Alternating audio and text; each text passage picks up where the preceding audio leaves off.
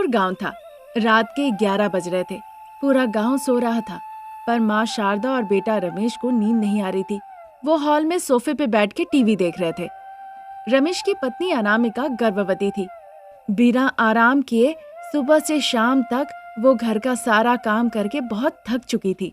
इसीलिए बेडरूम के नीचे जमीन पे मैट बिछा के वो लेट गई थी।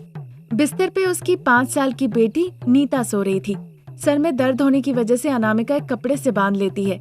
उसके गालों में हाथ के पंजों का निशान था, पर अपने हाथों को देखकर उसे बहुत बुरा लगता है।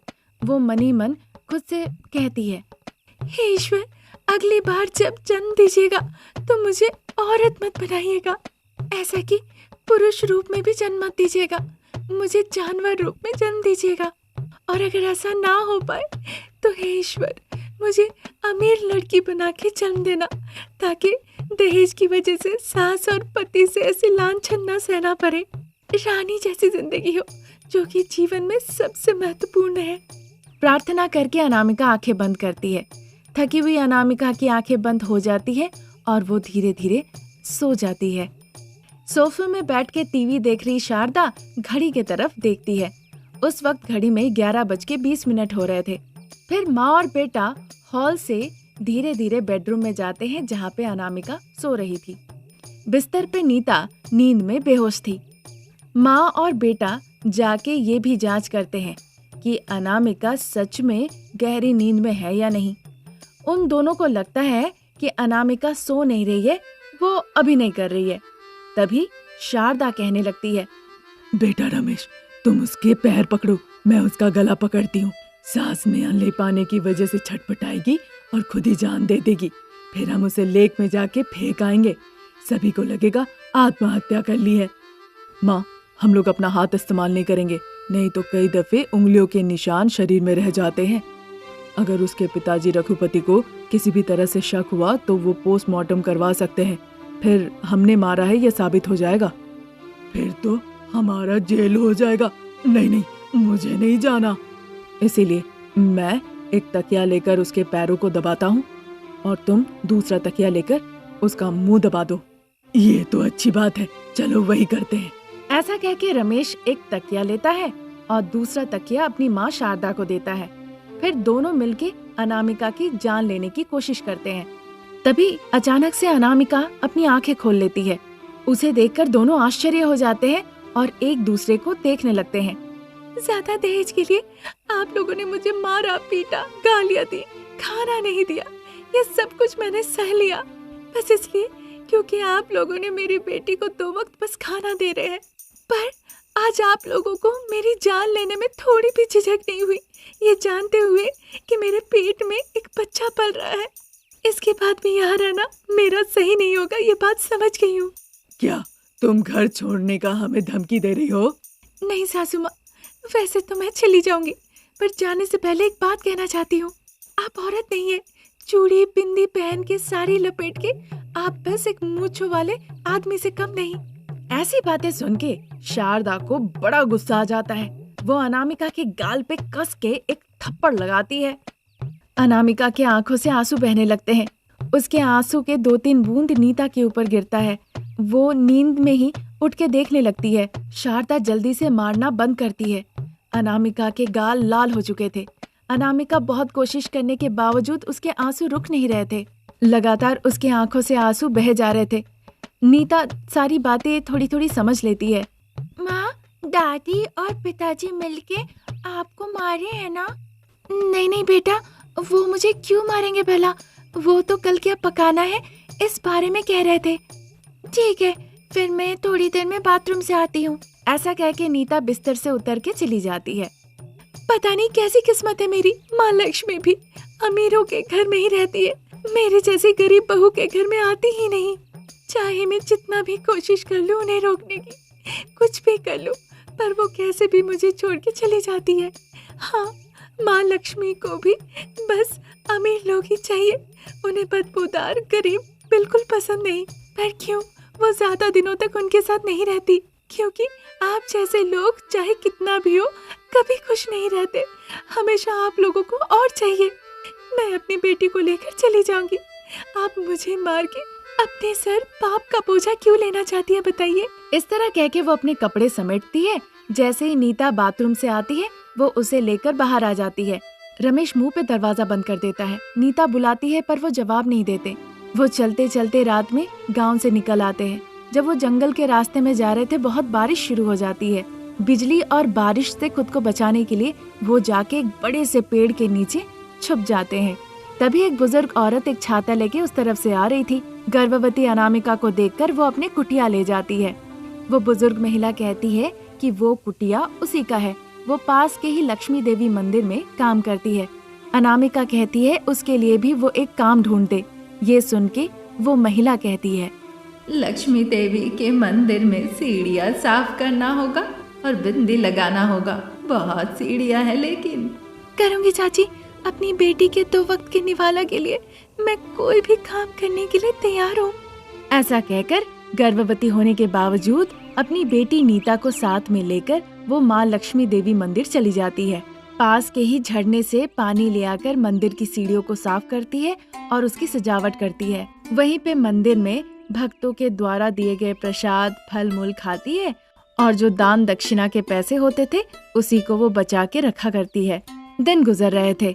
एक दिन उसे बहुत बुखार आता है। वो मंदिर नहीं जा पाती है। वो घर पे ही बिस्तर पे लेटी हुई थी। नीता माँ देवी लक्ष्मी के तस्वीर के सामने हाथ जोड़ के कहती है, माँ लक्ष्मी, मेरी माँ को बुखार आया है।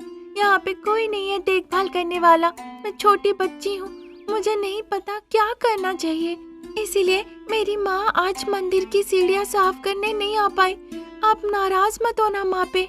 प्रार्थना के दौरान माँ लक्ष्मी वहाँ प्रकट हो जाती है और एक नौकरानी का भेष लेके वो अनामिका का सेवा करने लगती है। अपनी शक्ति से वो अनामिका का बुखार गायब कर देती है। अनामिका आंखें खोल के देखती है। उसे लगता है कि माँ लक्ष्मी खुद वहाँ पर आकर उसकी सेवा की है। इसीलिए वो प्रार्थना में कहती है, मुझे माफ कर दीजिएगा देवी माँ, मैंने आपके बारे में गलत सोचा था। आपने आज साबित कर दिया, गरीब हो या अमीर सब आपके लिए एक है। बस हम आपको कैसे चाहते हैं ये बड़ी बात है। मुझे क्षमा कर दीजिएगा माँ। अपनी गलत शब्दों की वजह से वो देवी माँ से माफी मांगती है। देवी माँ उसे सोने से भरा हुआ एक घड़ा देती है जिससे वो अपनी जीविका चला सके और फिर वहाँ से अदृश्य हो जाती है। तब से अनामिका अपनी बेटी नीता का ख्याल रखती है और खुशी खुशी जीवन बिताती है। सूरज पश्चिम में अस्त हो रहा था। अंधेरा धीरे धीरे घेर रहा था। रमेश की बहन अंजलि अपना सेलफोन लेती है और छत पे चली जाती है।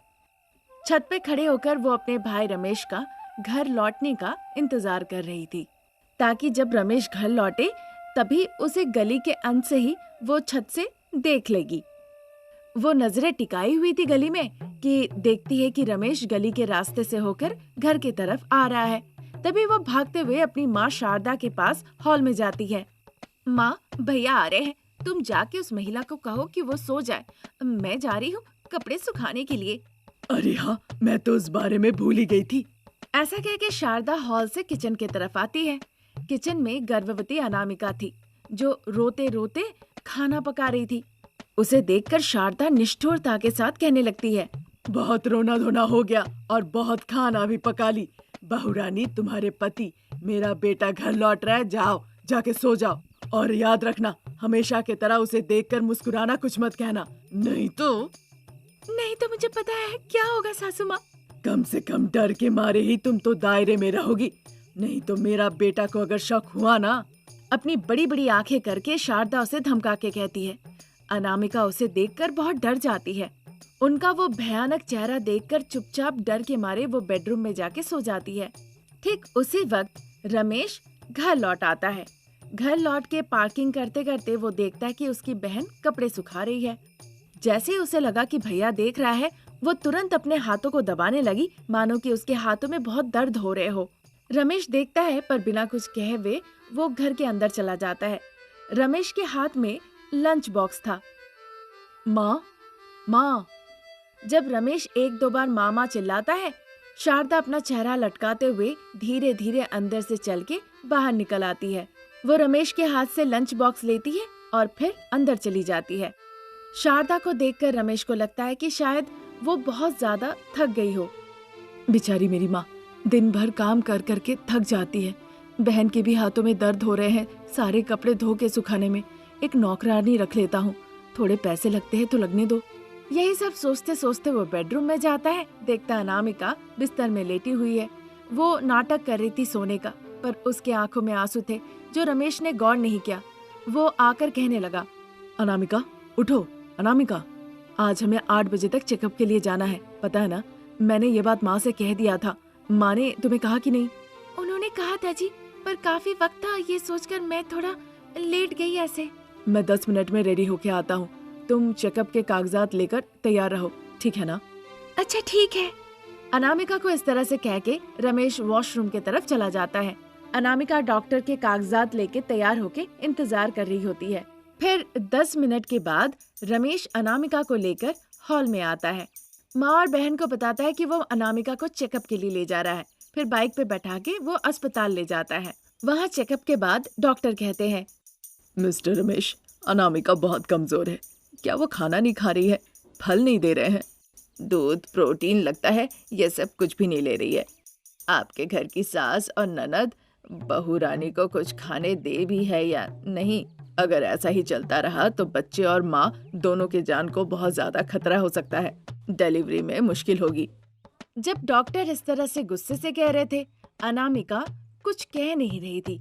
ये नहीं कह रही थी कि वो सब कुछ समय समय पे लेती है। अनामिका को जवाब ना देते देख रमेश इस बारे में सोचने लगता है। तब रमेश को अपनी माँ और बहन पे थोड़ा शक होता है। रमेश जानना चाहता था कि आखिर में उसके पीठ पीछे होता क्या है घर में। रमेश अनामिका को घर ले जाता है, उसे खाना देता है, दवाई देता है। फिर अनामिका सोने चली जाती है। फिर रमेश डाइनिंग टेबल पे आता है और अपनी माँ और बहन के साथ बैठ के खाना खाने लगता है। माँ, मैं आपको और अंजलि को एक अच्छी खबर सुनाने वाला हूँ, जिसे सुनने के बाद आप दोनों खुशी के मारे मानो की उछल पड़ेंगी। मैं इस घर के लिए एक नौकरानी रखने वाला हूँ। आपकी बहू रानी, आप, अंजलि, आप सभी को घर का काम करने में, खाना पकाने में बहुत दिक्कत होती है, इसीलिए मैं एक नौकरानी रखने वाला हूँ। ये सुनने के बाद माँ बेटी मानो दोनों डर जाती है और उसे घूरने लगती है। इस बात से कहने लगती है कि पैसे नौकरानी पे क्यों खर्च करना, वो पैसे अनामिका के दवाइयों पे खर्च करे। ये सुन के रमेश का शक और बढ़ जाता है। वो सच झूठ का पता लगाना चाहता था, इसीलिए एक दिन वो ऑफिस जाने का नाम करता है पर ऑफिस नहीं जाता है। पीछे के दीवार फांद के वो चुपके से घर के अंदर आके बेडरूम में बेड के नीचे सो जाता है। ये बात सास और ननद को पता नहीं था। वो अनामिका के कमरे में आती है और उसे डांट फटकार लगाने लगती है। ए लड़की, जाके उठो और घर का सारा काम काज और खाना पकाओ। जैसे मेरा बेटा आने लगे आके चुपचाप यहाँ सो जाना। और एक बात याद है ना, हमारे खाने पीने का समय? याद है अंजलि, अभी गर्मा गर्म मुझे नाश्ता बनाना होगा। 12 बजे तक मुझे जूस बनाना होगा। 2 बजे तक मुझे पकौड़ी, दाल, सब्जी, चिकन फ्राई, सांभर, ये सब कुछ बनाना होगा। तुम लोगों के खाने के बाद बचा खुचा खाना मैं खाऊंगी, फिर बर्तन धो के कपड़े धोऊंगी, उसके बाद फिर आके मैं खाना बनाऊंगी। ऐसा कहते कहते अनामिका रोने लगती है। वहाँ से शारदा और अंजलि चली जाती है। बिस्तर के नीचे बैठे रमेश ये सब सुन के उसकी आंखें भर आती है। तुरंत वो बिस्तर के नीचे से निकल के अनामिका के पास आता है। अनामिका रमेश को देखकर उसे पकड़ के तब तक रोती है जब तक उसका जी चाहता है। अनामिका को लेकर रमेश हॉल में आता है। बेटे को देखकर सास शारदा और अंजलि दोनों सर झुका लेती है। छिछि, तुम एक माँ हो, कम से कम एक महिला होने के नाते तो तुम ऐसा नहीं करती। अगर तुम्हारी बेटी गर्भवती होती तो क्या तुम उसके साथ ऐसा कर पाती माँ? मैं उसे महारानी जैसा देखभाल करती। मतलब अनामिका भी तो किसी माँ की बेटी है ना। वो किसका बच्चा अपने पेट में रखी है, किसका कुल रोशन करेगी, तुम ही बताओ। मेरे ही पोते को गर्भ में रखी है, मेरे इस वंश को। तुम बेटी को एक नजर से देखती हो और बहू को अलग नजर से। तुम जैसी सासू माँ जब तक घर पे रहोगी तब तक सब कुछ भगवान भरोसे ही है।